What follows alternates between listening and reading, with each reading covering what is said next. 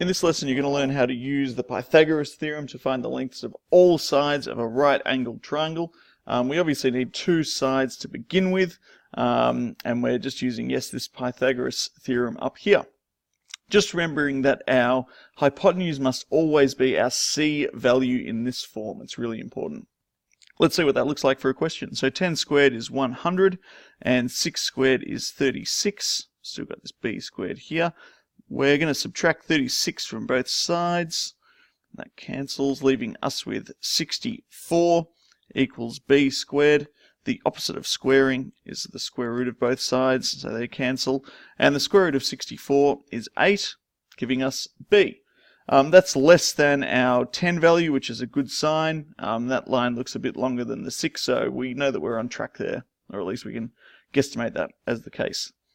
Alright, 13 squared equals 5 squared plus b squared.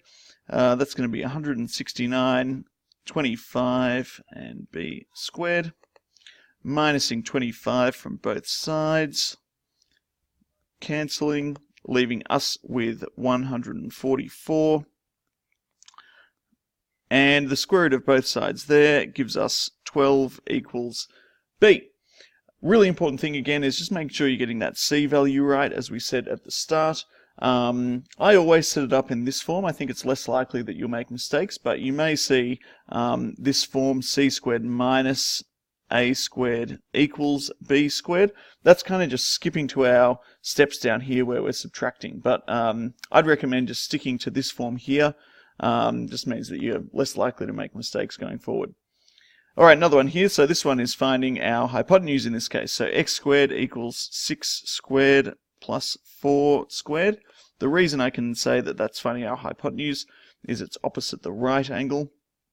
So x squared equals 36 plus 16.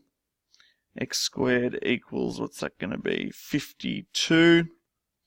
And x equals the square root of 52, which we can simplify to be 2 root 13 for that one. Just had to think about that for a second.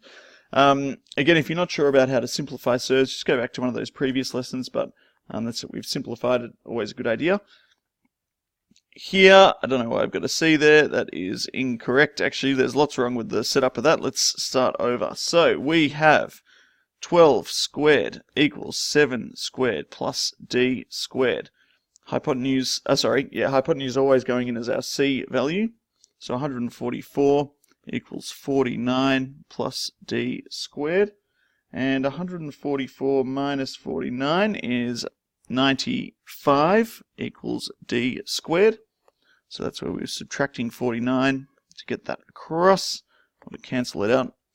And I'm just trying to work out what I can simplify, whether I can simplify this. I think that might be it. Yep, I think that's all I can do for that one. Last two here, so we've got 20 as our hypotenuse length. I think that's supposed to be a right angle, but it looks a bit wonky, this shape. So that is 400 and 100 and b squared. Subtracting 100 from both sides. School bell, don't have class, all good. 300 equals b squared. Square root of 300 equals b.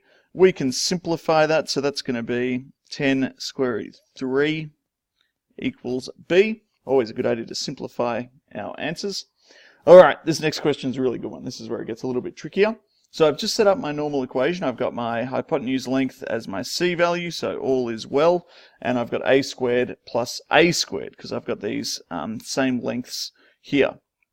What we can do here is work out what 10 squared is, 100.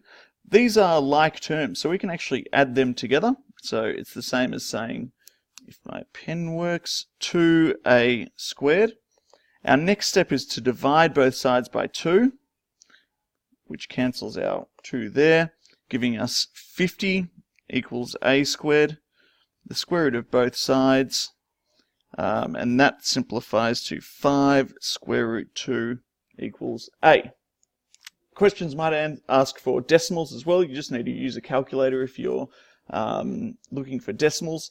But again, I would highly recommend just using the Pythagoras theorem in this form here. Just the easiest to use, and hopefully will be the least likely to make any mistakes.